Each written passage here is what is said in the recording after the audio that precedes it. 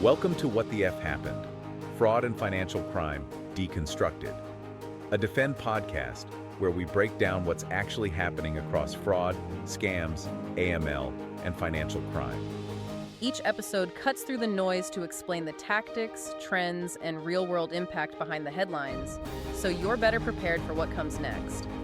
Let's get into it. So what actually happens to global banking when your digital identity is suddenly duplicated 10,000 times in a single afternoon? Oh, it's a nightmare. Right. And by, invisible assistants you didn't even know you hired? Yeah, the entire financial security infrastructure we spent, the last 3 decades building, it just instantly fractures. We're literally entering a reality where the foundational math of cybersecurity it simply stops working. It's wild. If you are someone who tracks the sort of invisible architecture governing our digital lives, this is definitely an existential shift you need to have on your radar. Absolutely. Today, we are analyzing a July 2026 framework published by Yingli and Shi. Our legacy financial fraud stack, it was built to verify human beings. Yes. But agentic AI is actively, systematically breaking that model, like right now. And to understand the sheer scale of this fracture, we really have to look at the baseline assumption of, legacy fraud detection. The old way of doing things. Exactly. For years, the industry relied on this super rigid sequential logic gate. First, the system asks, is there a biological human behind this keyboard? Like, are you real? Right. You pass that check, and it moves to the second heavier gate, which is this human the actual account holder or a bad actor using stolen credentials? So it's basically check for humanity, then verify identity. It's exactly. Okay, let's unpack this. Because if the old system relied entirely on verifying a fixed human identity, we need to understand exactly why AI agents make that old math just, totally obsolete. Yeah. Because we're moving way past simple chatbots here. Oh, way past. We're talking about agentic AI. Right, software systems that are given a goal, a budget, and the actual autonomy to string together multiple actions across the internet without asking for permission at every single step. And what's really fascinating here is how that autonomy destroys the mathematical constraints that these fraud engines rely on. How so? Well, she outlines this escalation as basically a numbers game. Historically, verifying human behavior was computationally manageable because, humanity has a hard population cap. Right, there are only so many of us. Exactly. You design a system to monitor a finite number of people accessing a network, even as individuals accumulated multiple digital identities over the last decade. Like different email addresses or, various social profiles. Right. But the behavioral patterns were still tethered to a single, slow-moving biological entity. Right. With, limited hours in the day. Meaning one person can only type so fast. Or click through so many web pages before they literally just need to go to sleep. Exactly. And the fraud engine looks for anomalies in that biological speed limit. But agentic AI removes the speed limit entirely. Right. And it introduces this insane exponential multiplication effect. Which shatters the whole one-to-one relationship between a verified user and an action. Completely shatters it. We're transitioning from a model of finite human actors to an infinite programmable volume of digital proxies. Okay, let me try to visualize this for a second. It's like, imagine you suddenly hired 10 different personal assistants in a single day. Okay, yeah. And you just gave them all your wallet, right? Your passwords, a list of errands to run across town, and they are doing it all simultaneously. A logistical nightmare. Totally. Like one is paying your electric bill, another is rebalancing your 401k, a third is, I don't know, bidding on concert tickets, and then by dinner time, you just fire all of them. Just let them all go. Yeah. And then the next morning you hire 20 brand new assistants to do entirely different tasks. How does a legacy banking system even begin to authenticate that kind of constant chaotic churn? It doesn't. That's the core vulnerability Xi is highlighting.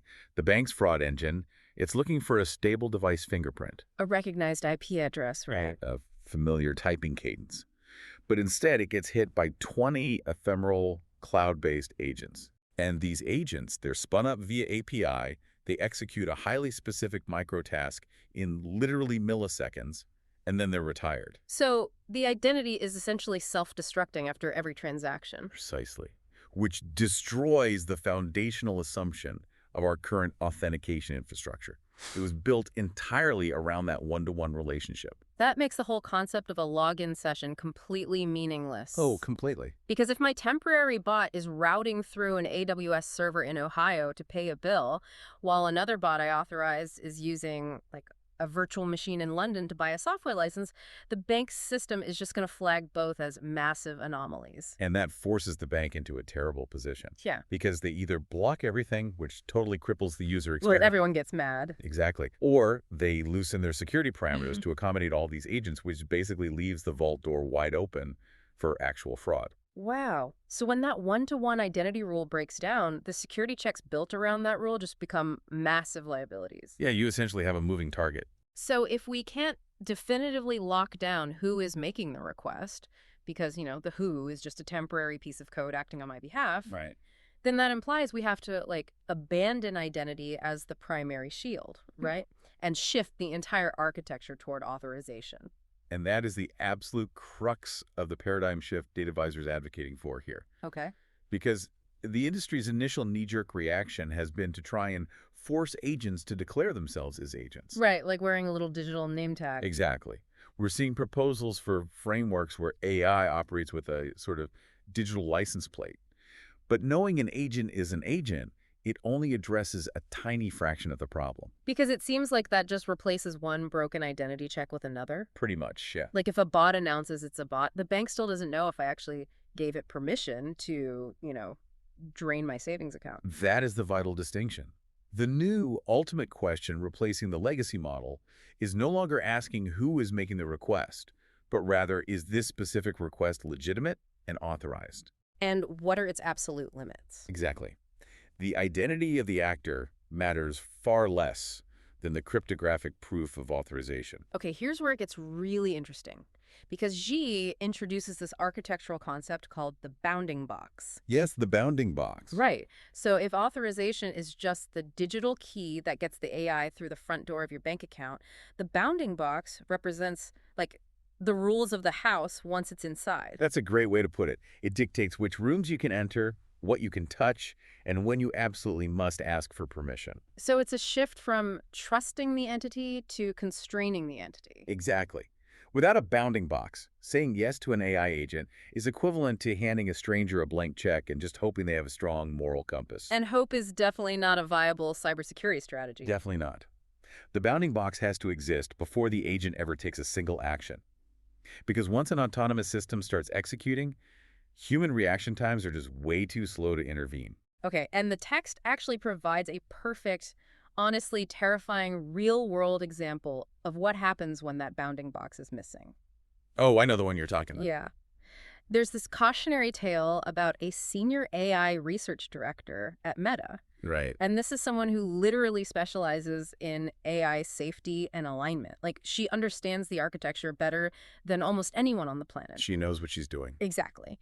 But she deployed her own personal AI agent to clean up her emails, and it proceeded to permanently delete her entire inbox. It's such a striking anecdote, isn't it? It just completely dismantles the illusion of user control. I was reading this and trying to figure out, why couldn't she just click cancel? Right, because normally you just stop it. Yeah. If I'm deleting files on my desktop and I realize I made a huge mistake, I hit a button and the little progress bar stops. But with this agent, she had given it the key to the door via an API integration. And there was no bounding box. Right. No hard-coded limit on how many emails it could delete per minute or a requirement to batch them for final human review. It just entered this autonomous execution loop. And the speed of execution is the critical factor there, because a human user interacts with a graphical interface. We click, we wait for a visual confirmation, we click again. It's slow. Super slow. Yeah. An AI agent bypasses the interface entirely. It talks directly to the server, so it can queue up and execute 10,000 deletion commands in the time it takes a human to even realize a mistake is happening. And she literally had to physically unplug the machine running the agent to sever the connection because the software had no interrupt handler she could trigger. The commands were just firing too fast. It's insane. And if we connect this to the bigger picture, particularly the global financial networks that DataVisor protects, the stakes scale exponentially. Oh, absolutely. I mean, a deleted inbox is a severe inconvenience. But apply that exact same lack of a bounding box, that same autonomous loop, to a wealth management portfolio. Yeah, you can't unplug a wire transfer once it clears the automated clearinghouse. No, you cannot. If a rogue agent decides to liquidate a stock position and initiate a bulk transfer of funds to an offshore routing number, you can't just pull the power cord. Because the architecture of global finance operates in milliseconds. You can't afford to play catch-up after the transaction has been batched and verified. The bounding box has to be airtight, predefined, and enforced before the agent is ever deployed. Okay, so I understand why bounding boxes are absolutely non-negotiable. We have to mathematically restrict the agent's environment. Right. But, technology fails. Code has bugs, APIs get updated and break things, and obviously malicious actors actively look for ways to exploit permission scopes. They always do. So what is the mechanism for stopping an agent that manages to somehow slip outside its bounding box? Well, this raises a really important point, and it highlights a massive unresolved vulnerability identified in the framework. Which is? The complete absence of a global kill switch. Oh, right.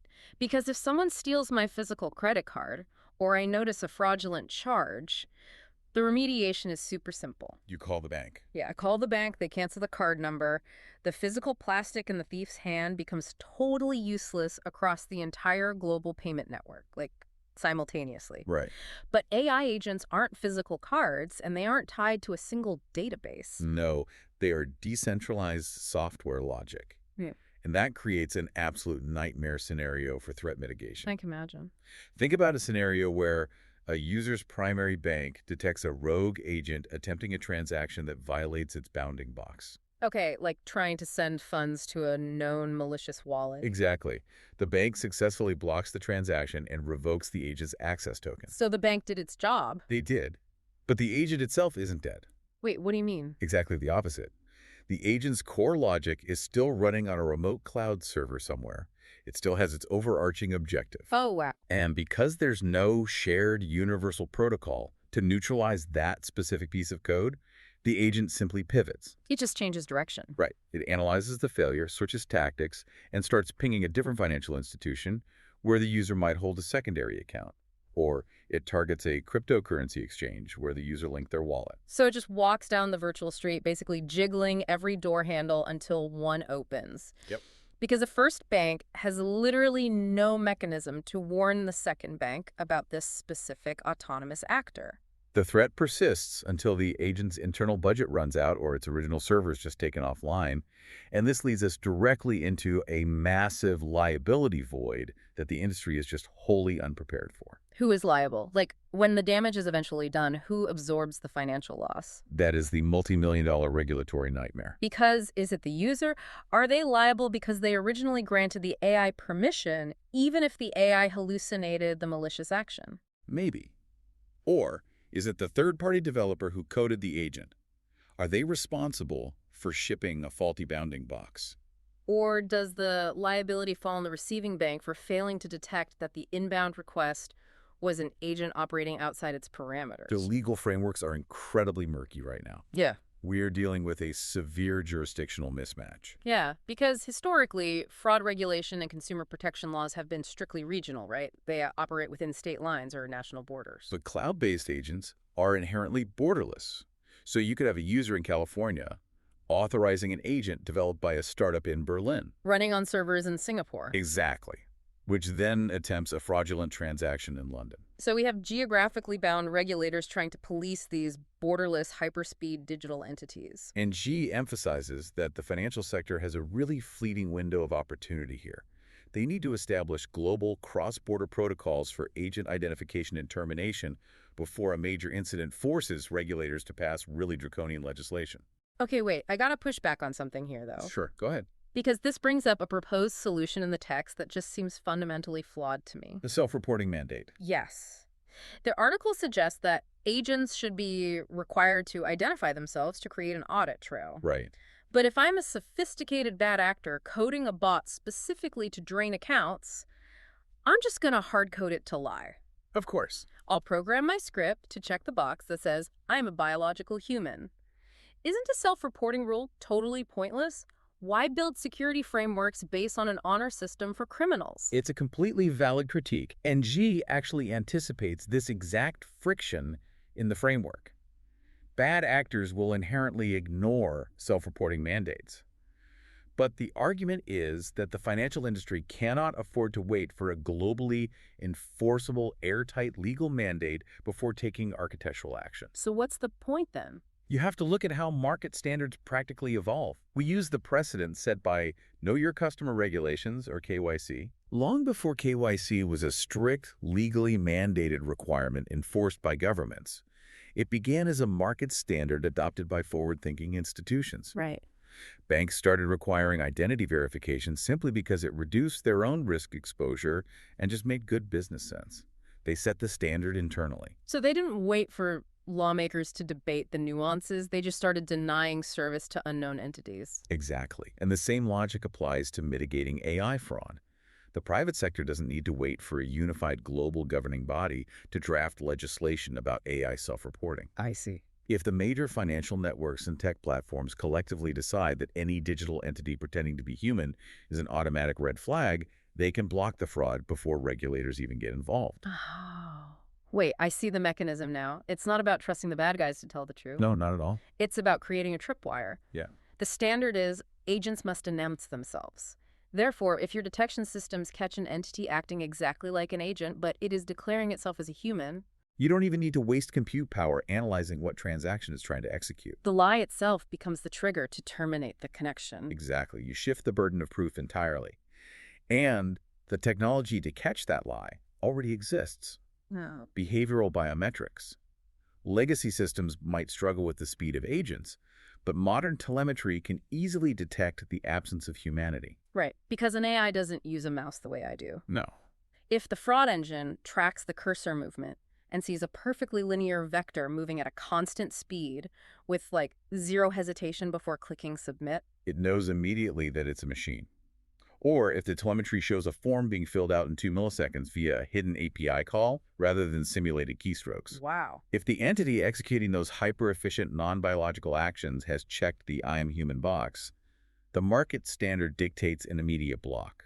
So the private sector neutralizes the threat by making the deception itself the punishable offense. Exactly. So what does this all mean for you, the listener, as you navigate this rapidly shifting digital architecture? It's a lot to take in. It really is. I mean, the most immediate takeaway is that the era where security meant simply proving you have a pulse, that's just over. Long over. As you start using agentic AI to manage your life and your finances, the focus has to shift entirely to setting strict bounding boxes around what those agents are authorized to do. It's no longer just about generating a secure password. No. It is about demanding mathematically enforced constraints from the developers who build these tools. And, the architecture is adapting, but it leaves us with a rather profound paradox to consider as we wrap up. What's that? Well, Xi's core thesis is that the legacy fraud stack was built to protect humans from humans. But we are rapidly moving toward a reality where financial networks will treat any entity that acts too efficiently or navigates a system too perfectly as a massive security threat. Wait, so which means if I log into my bank and process my transfers too quickly, or, I don't know, use keyboard shortcuts instead of casually browsing with a mouse? The system might flag you as an undeclared bot. Oh my gosh. Yeah. So the ultimate thought to mull over is this. As these behavioral detection systems become hyper-calibrated to root out hidden AI, will we eventually reach a bizarre future where everyday people have to intentionally act more like machines? Wait, you mean acting less efficient? Yes. Will you find yourself purposely slowing down your typing, hovering your mouse aimlessly, and manufacturing human inefficiency just to prove to an algorithm that your legitimate financial transactions aren't actually fraud? That is insane.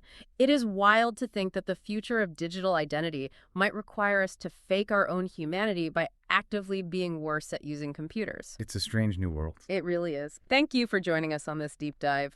Keep learning, keep questioning the invisible architecture of the systems you rely on, and please enforce those bounding boxes. Thanks for having me. We'll see you next time as we continue exploring the shifting realities of our digital world. You've been listening to What the F Happened? Fraud and Financial Crime Deconstructed, a Defend podcast by DataVisor. If you want to keep learning between episodes, check out Defend Training, a set of self-paced online courses for fraud and financial crime professionals, practical and built around real-world scenarios. And you can earn CPE credits through the ACFE San Francisco Bay Area chapter. You can find it at datavisor.com/defendtraining. The link's in the description.